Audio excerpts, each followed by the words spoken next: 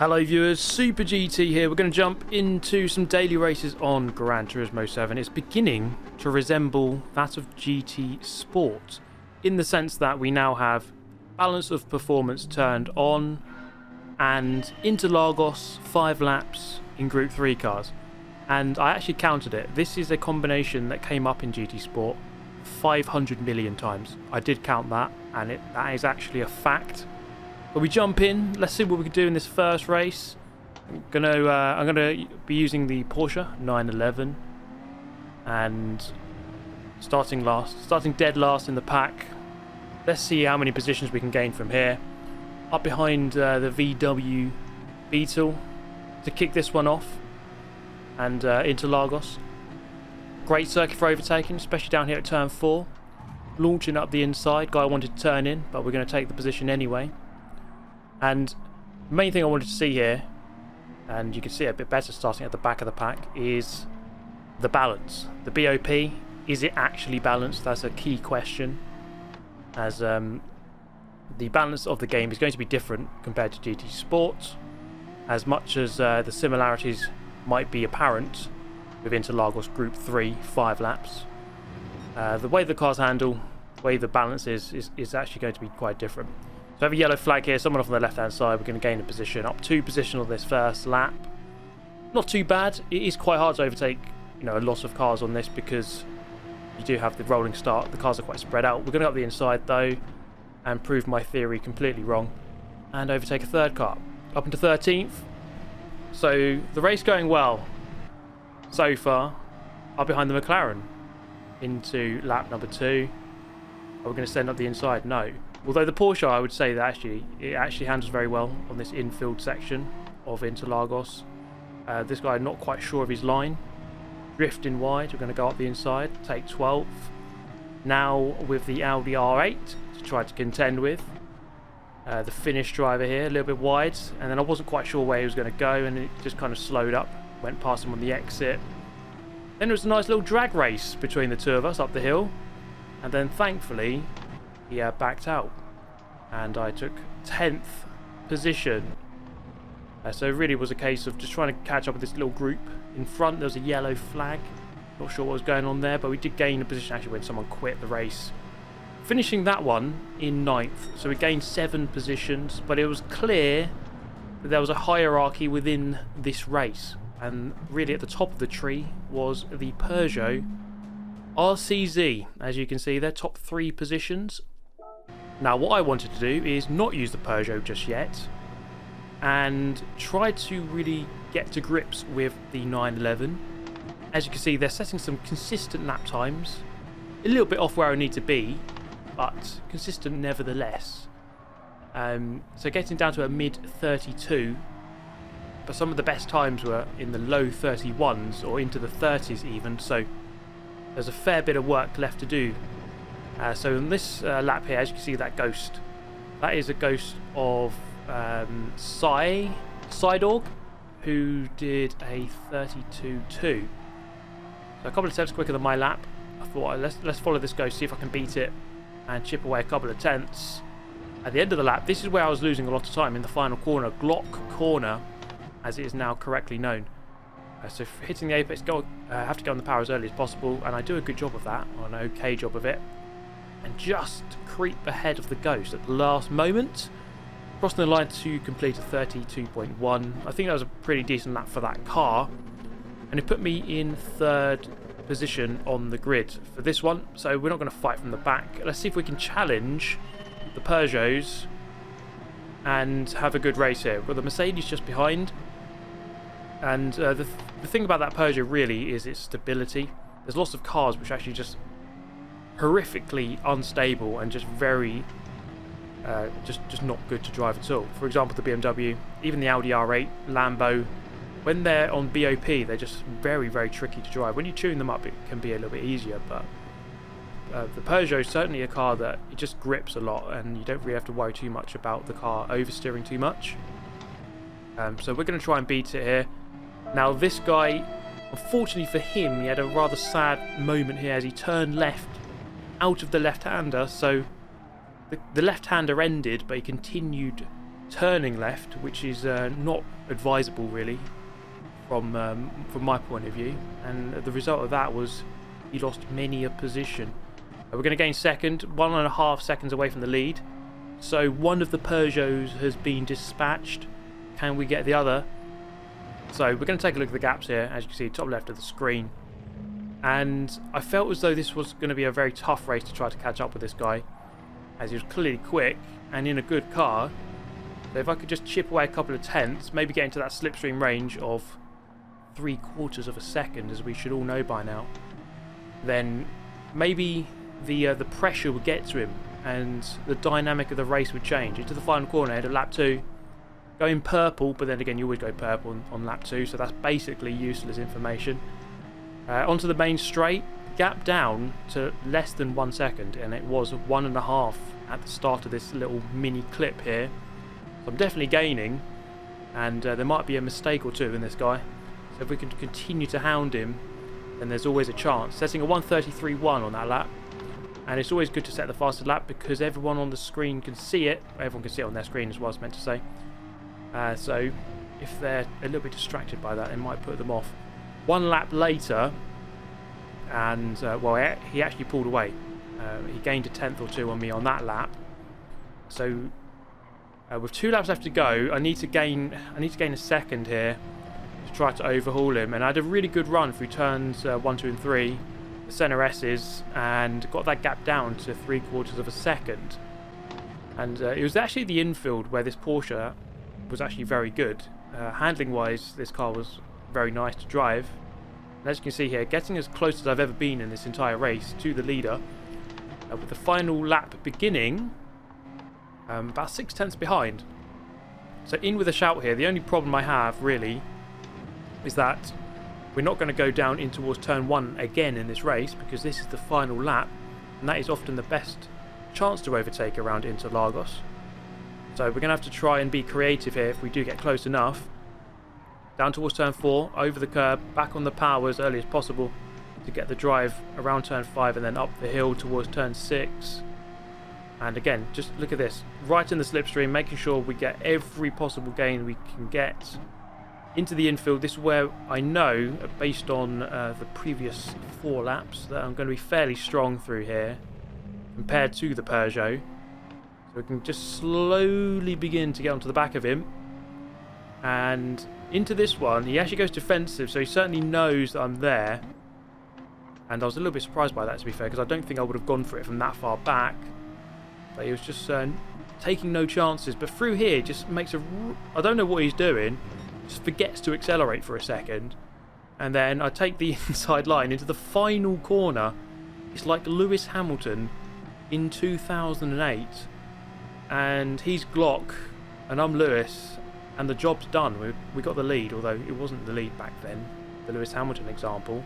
You get what I'm trying to say, because we're going to cross the line here, and on the final corner of the final lap we take the victory.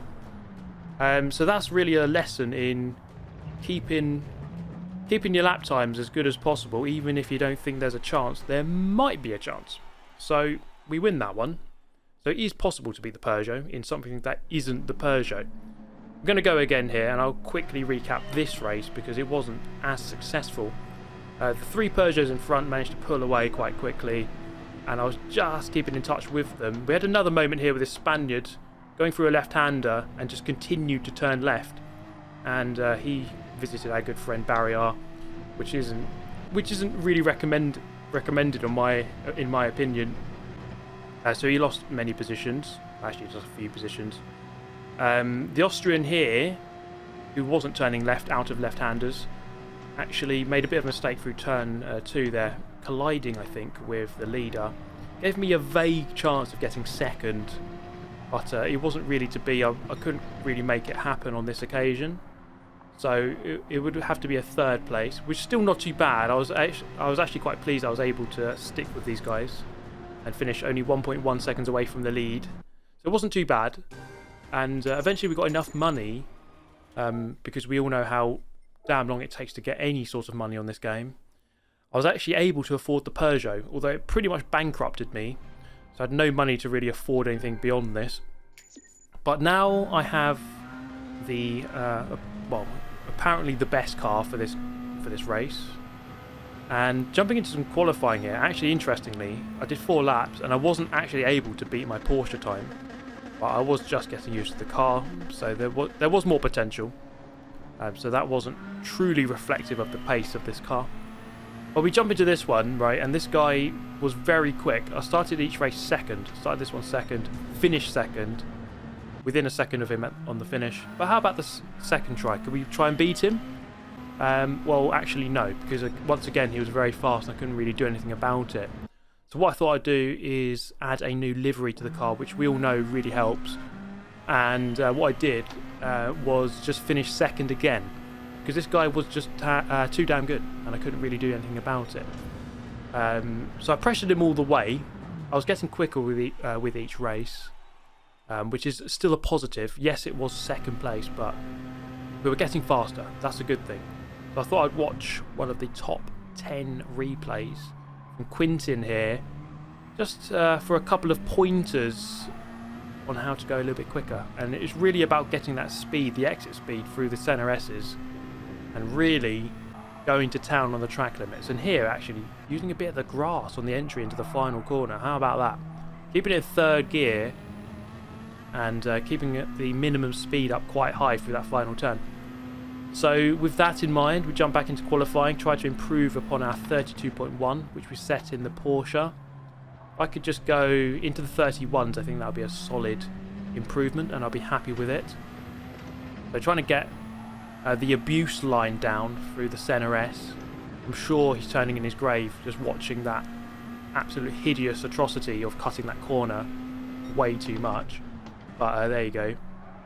Through turn 4, cutting the corner nicely onto the power as early as possible, again to get the drive up this hill. Beating the Ghost there, I'm not sure actually what that Ghost is. I think it's probably a mid 32. We definitely need to finish ahead of it if we want to improve upon our 32.1. Out wide, this one you have to cut the grass.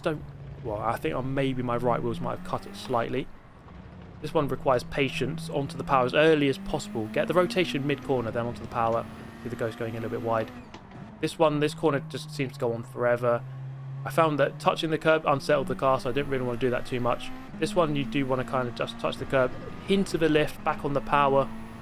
Braking before the 50 board. I wasn't brave enough to use the grass there.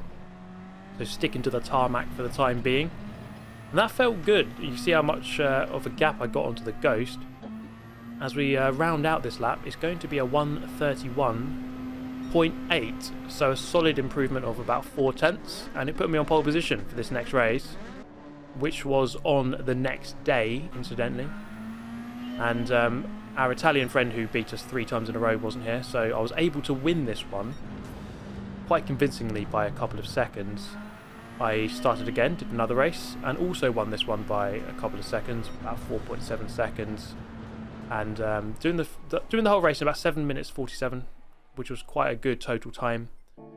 But then I thought it was time to challenge myself in the cruelest way possible, which would be to drive the BMW M6, which is just basically, this thing is just has horrific handling, and really trying to control it is just extremely hard work.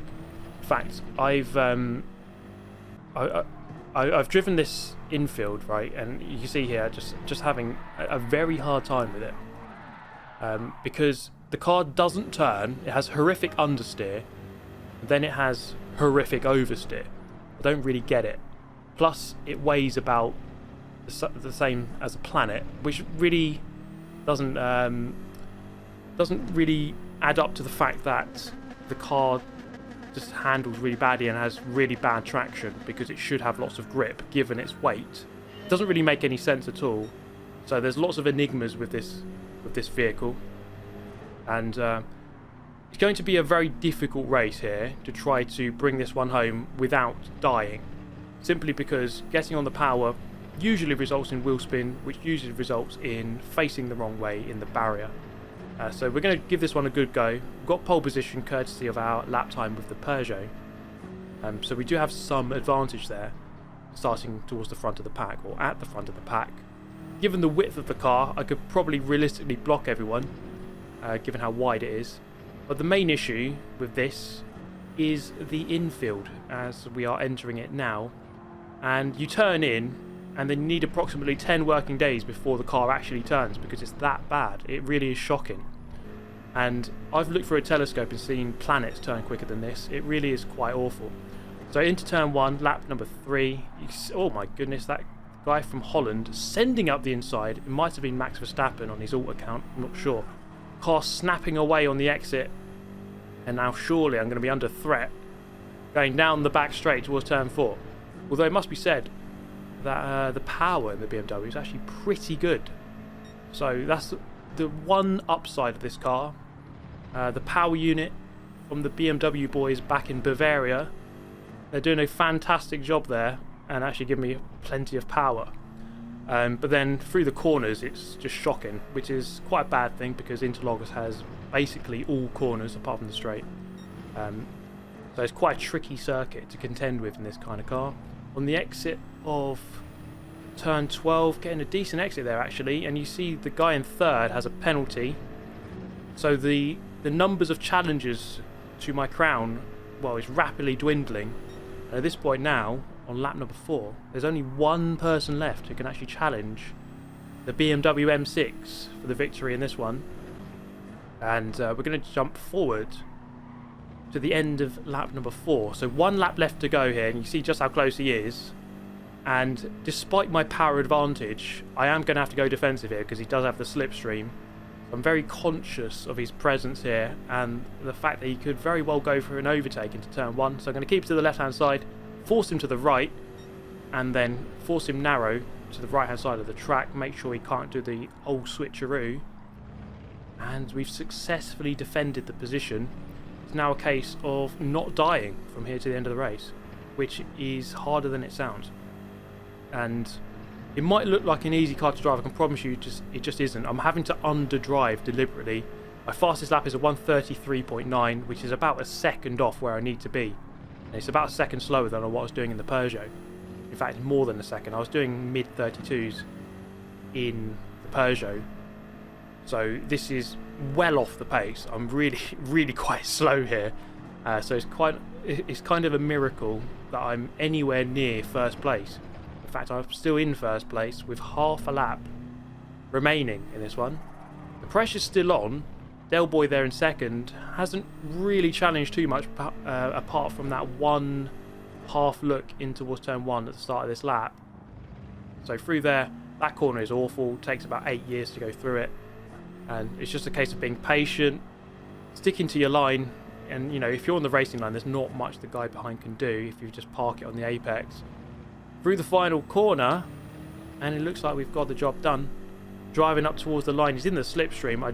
I'm not thinking that he's going to be able to overhaul me before the finish line, as slipstream is weaker in this game compared to GT Sport. If this was GT Sport, he may well have had a chance, but I'm going to cross the line, bring home the BMW in first place, which I think was probably the hardest race out of everything you watched in this video. But that is the end of the video actually, so thank you so much for watching. Hope you enjoyed it. Get yourself subscribed if you're new to the channel, and yeah, I'll catch you next time. Hope you enjoyed it. Goodbye.